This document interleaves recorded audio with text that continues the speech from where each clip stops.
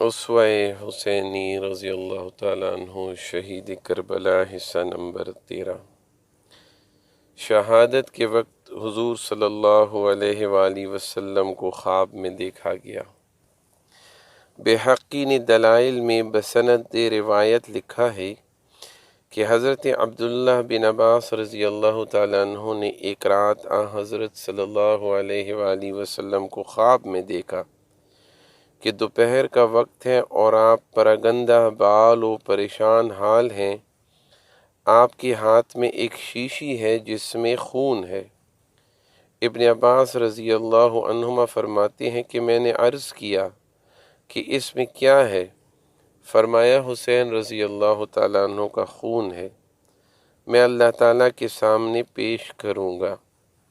حضرت عباس رضی اللہ تعالیٰ عنہ نے اسی وقت لوگوں کو خبر دے دی کہ حسین رضی اللہ تعالیٰ عنہ شہید ہو گئے۔ اس خواب سے چند روز کے بعد حضرت حسین رضی اللہ تعالیٰ عنہ کی شہادت کی اطلاع پہنچی اور حساب کیا گیا تو ٹھیک وہی دن اور وہی وقت آپ کی شہادت کا تھا۔ اور ترمذی نے سلمہ سے روایت کیا ہے کہ وہ ایک روز ام سلمہ رضی اللہ عنہا کے پاس گئیں تو دیکھا کہ وہ رو رہی ہیں۔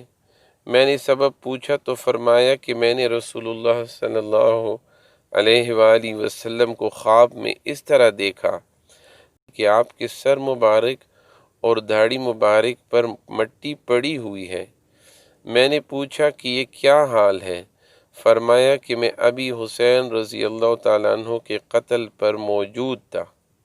ابو نعیم نے دلائل میں حضرت ام سلمہ رضی اللہ عنہا سے روایت کیا ہے کہ حضرت حسین رضی اللہ تعالیٰ عنہ کے قتل پر میں نے جنات کو روتے دیکھا ہے۔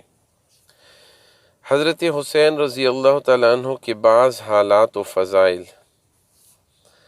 آپ ہجرت کے چوتھے سال 5 شعبان کو مدینہ طیبہ میں رونق افروز عالم ہوئے اور 10 محرم الحرام 61 ہجری میں بعمر 55 برس شہید ہوئے۔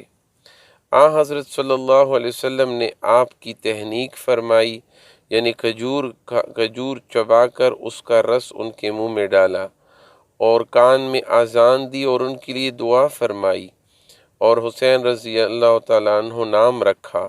7ویں روز عقیقہ کیا۔ آپ بچپن ہی سے شجاع و دلیر تھے۔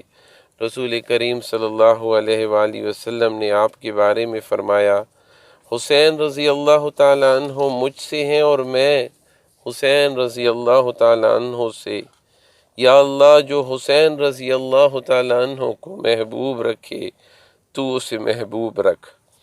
ابن حبان، ابن سعد، ابو علی ابن عساکر ائمہ حدیث نے حضرت جابر بن عبداللہ رضی اللہ تعالیٰ عنہ سے دریافت کیا، انہوں نے فرمایا کہ میں نے نبی کریم صلی اللہ علیہ وآلہ وسلم سے سنا ہے کہ آپ نے فرمایا ہے، جو چاہے کہ اہل جنت میں سے کسی کو دیکھے، یا یہ فرمایا کہ نوجوان اہل جنت کے سردار کو دیکھے، وہ حسین بن علی رضی اللہ تعالی عنہ کو دیکھ لے۔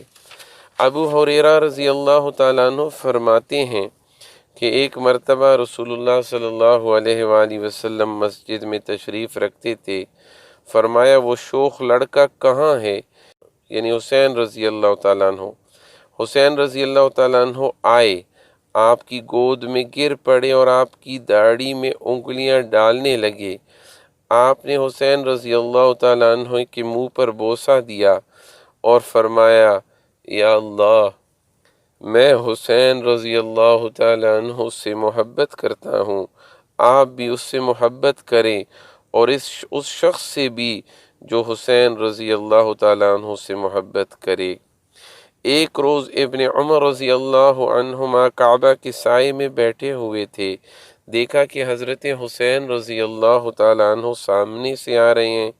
ان کو دیکھ کر فرمایا کہ یہ شخص اس زمانہ میں اہل آسمان کے نزدیک سارے اہل زمین سے زیادہ محبوب ہے۔ حضرت حسین رضی اللہ تعالیٰ عنہ نہایت سخی اور لوگوں کی امداد میں اپنی جان و مال پیش کرنے والے تھے، اور فرمایا کرتے تھے کہ اللہ کے لیے کسی کی حاجت پوری کرنا میں اپنے 1 مہینے کے اعتکاف سے بہتر سمجھتا ہوں۔ حضرت حسین رضی اللہ تعالیٰ عنہ کی زرعی نصیحت۔ فرمایا کہ لوگ اپنی حاجات تمہارے پاس لائیں تو ان سے ملول نہ ہو، کیونکہ ان کے حوائج تمہاری طرف یہ اللہ تعالیٰ کی نعمتیں ہیں۔ اگر تم ان سے ملول و پریشان ہو گئے تو یہ نعمت مبدل بقہر ہو جائے گی، یعنی تمہیں لوگوں کا محتاج کر دیا جائے گا کہ تم ان کے دروازوں پر جاؤ۔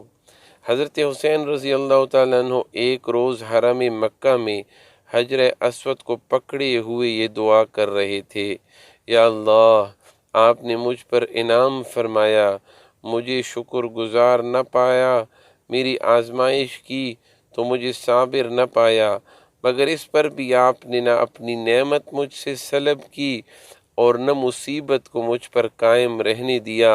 یا اللہ، کریم سے تو کرم ہی ہوا کرتا ہے۔ حضرت حسین رضی اللہ تعالیٰ عنہ اپنے والد ماجد حضرت علی رضی اللہ تعالیٰ عنہ کے ساتھ کوفہ چلے گئے تھے اور ان کے ساتھ جہاد میں شریک رہے اور ان کی صحبت میں رہے، یہاں تک کہ وہ شہید کر دیے گئے۔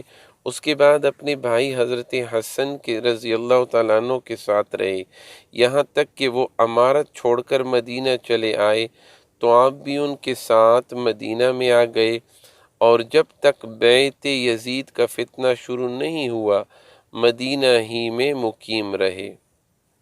حضرت حسین رضی اللہ تعالیٰ عنہ کے ساتھ کربلا میں آپ کے اہل بیت کے 33 حضرات شہید ہوئے۔